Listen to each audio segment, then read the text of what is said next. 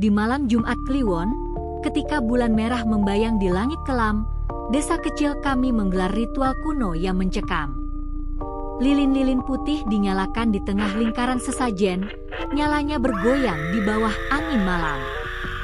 Jika salah satu lilin padam sebelum subuh, gadis yang memegangnya akan menjadi pengantin sesuatu yang tak pernah terlihat mata manusia. Aku, Lestari, berdiri di lingkaran itu, tanganku gemetar memegang lilin, berdoa agar cahayaku tak redup, sementara bayang-bayang gelap seolah mengintai dari kegelapan. Halo, para pencinta kisah mistis yang mengguncang jiwa.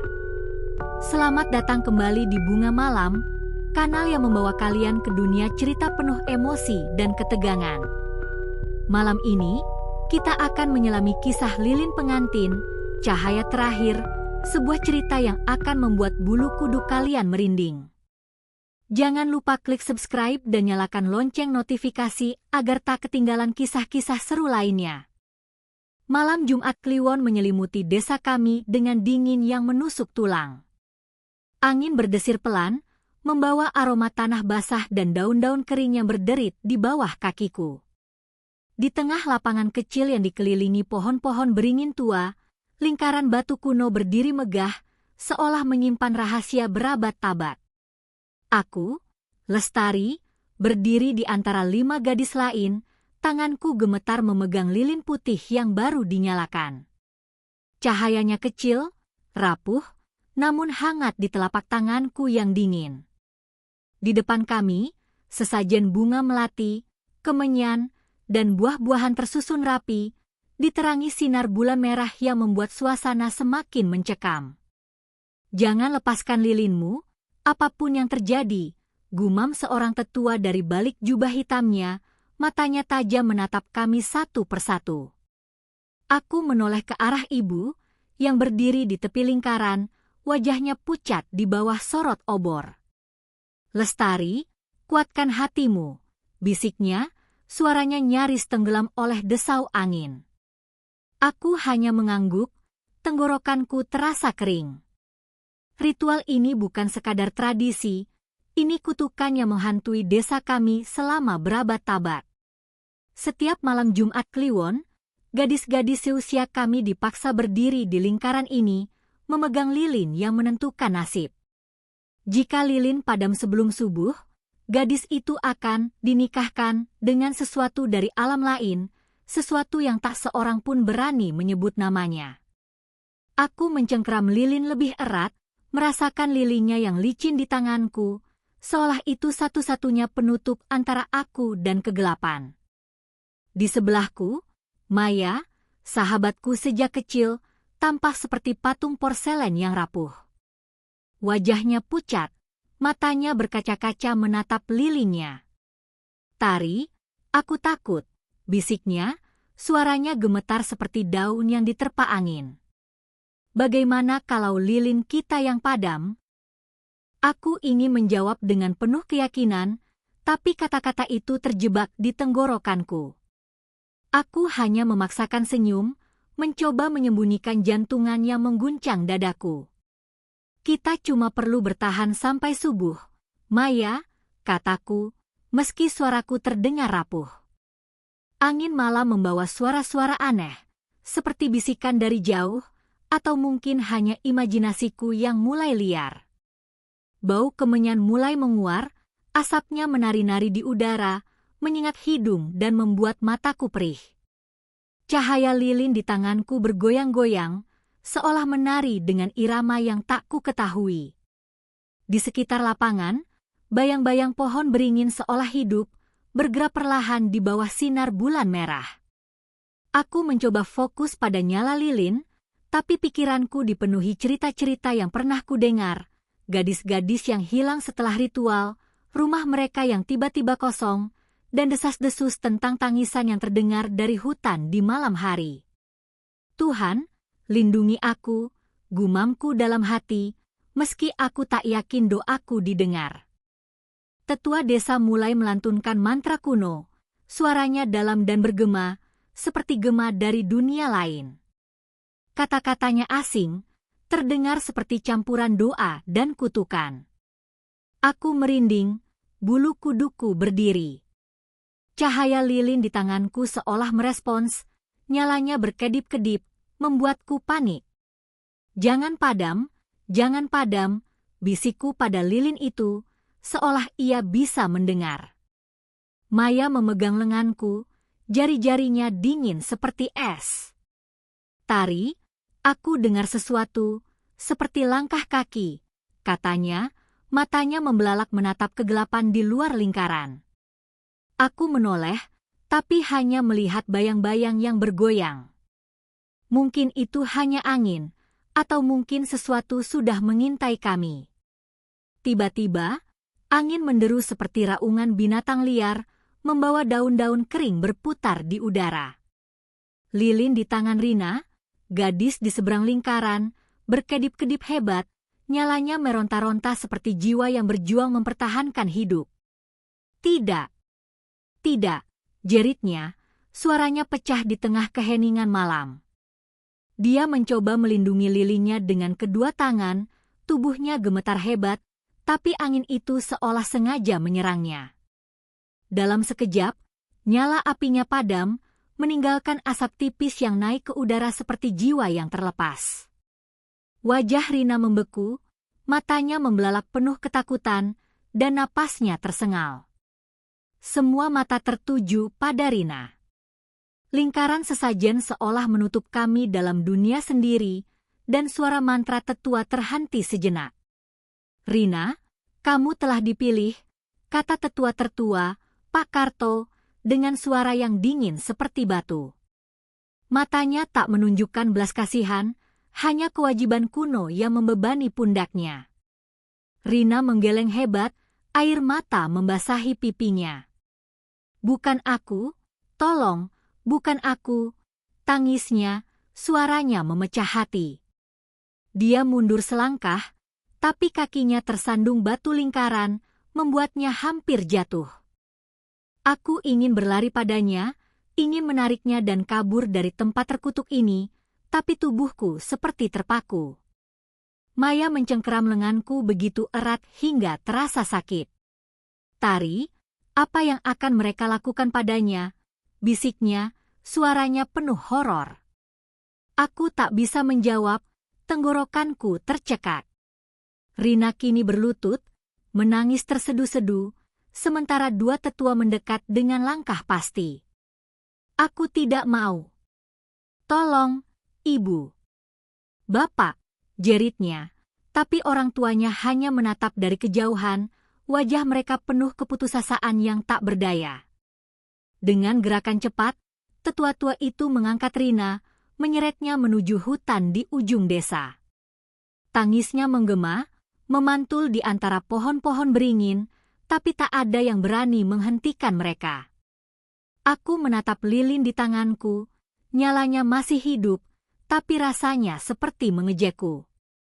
Mengapa bukan aku? Gumamku dalam hati, meski aku tahu betul aku tak ingin menjadi yang terpilih. Maya menangis pelan di sampingku, tangannya masih mencengkeramku. Tari, aku tak bisa bayangkan kalau itu kamu, katanya, suaranya pecah. Malam terasa semakin berat, udara penuh dengan aroma kemenyan dan ketakutan.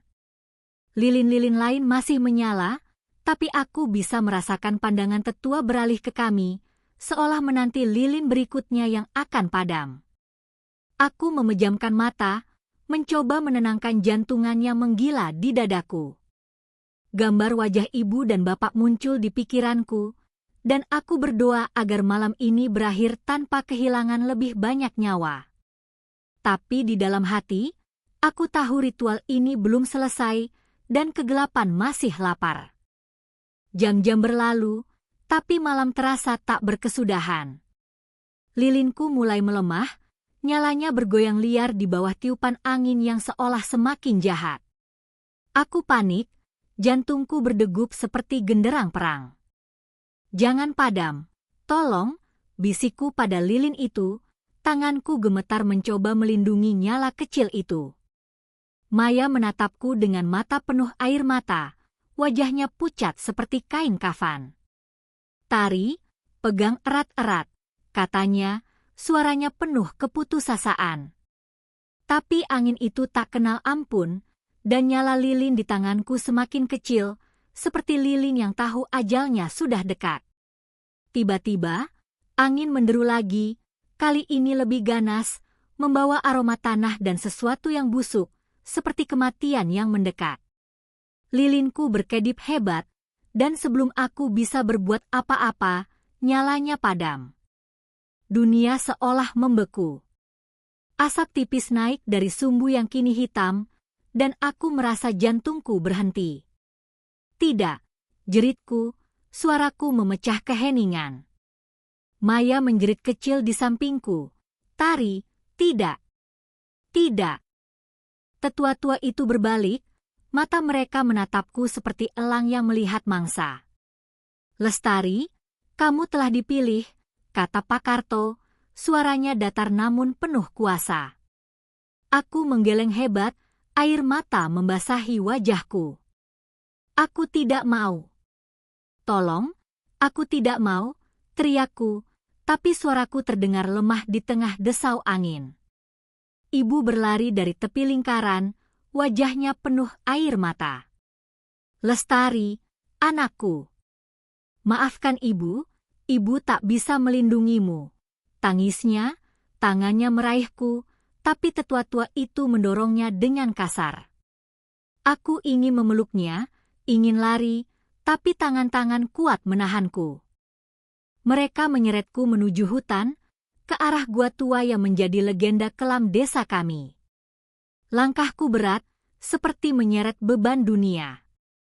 Pohon-pohon di sekitarku seolah menjulang lebih tinggi, ranting-rantingnya seperti tangan-tangan yang siap mencengkeram. Aku mendengar tangisan Maya dari kejauhan, Tari, jangan pergi, tapi suaranya semakin samar.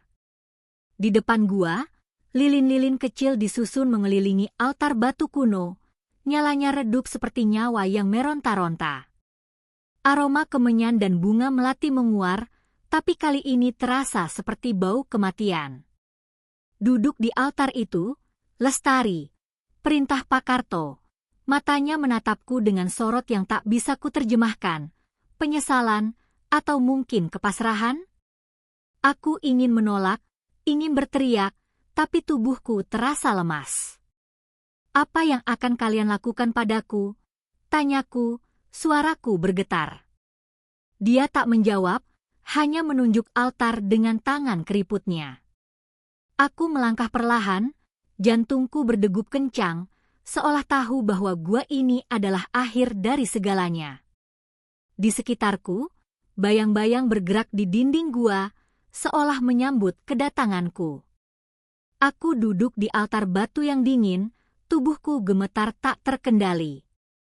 Lilin-lilin di sekitarku menyala redup, nyalanya bergoyang seperti jiwa-jiwa yang terperangkap.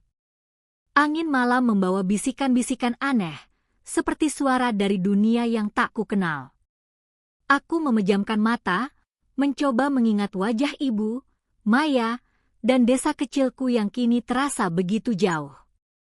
Tuhan, bawa aku pulang, bisikku, tapi suaraku terasa hampa di tengah kegelapan gua. Rasa dingin merayap di kulitku, seolah gua ini hidup dan mengintai. Tiba-tiba, aku mendengar suara, bukan angin, bukan mantra, tapi bisikan lembut yang memanggil namaku. Lestari, suaranya dalam, namun anehnya menenangkan, seperti pelukan dari kegelapan. Aku membuka mata, tapi tak ada siapa-siapa.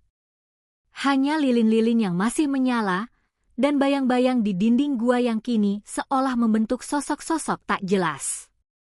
Jantungku berdegup kencang, napasku tersengal. Siapa kau? Tanyaku, suaraku bergetar. Tak ada jawaban, tapi udara terasa semakin berat, seperti ada sesuatu yang mendekat.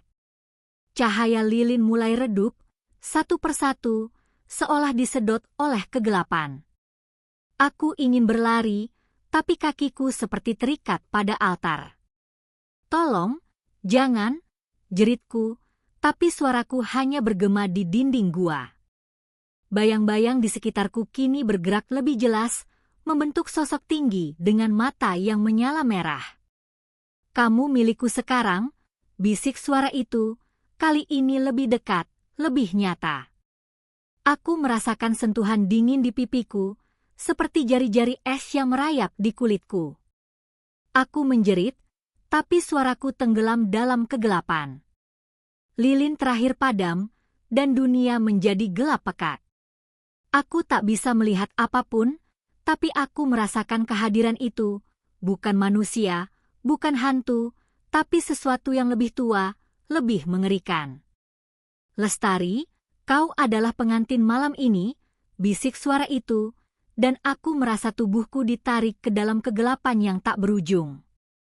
Aku mencoba melawan, mencoba mengingat cahaya, tapi semuanya sia-sia.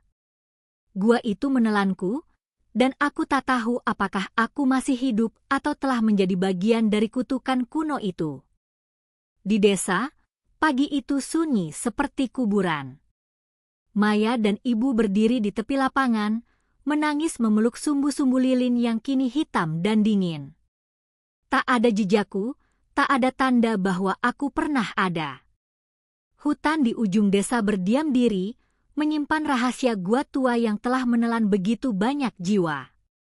Di malam Jumat Kliwon berikutnya, lingkaran sesajen kembali disiapkan, lilin-lilin baru dinyalakan, dan desa menanti dengan napas tertahan, menanti cahaya terakhir yang akan padam, dan gadis berikutnya yang akan menjadi pengantin kegelapan. Itulah kisah lilin pengantin, cahaya terakhir, sebuah cerita yang meninggalkan rasa dingin di tulang dan pertanyaan yang tak terjawab. Apa yang kalian rasakan setelah mendengar kisah ini? Apakah kalian merinding, atau justru ingin tahu lebih banyak tentang nasib Lestari? Tulis pendapat kalian di kolom komentar, dan jangan lupa like, share, dan subscribe ke Bunga Malam untuk kisah-kisah mistis yang akan terus menghantui malam kalian. Sampai jumpa di cerita berikutnya.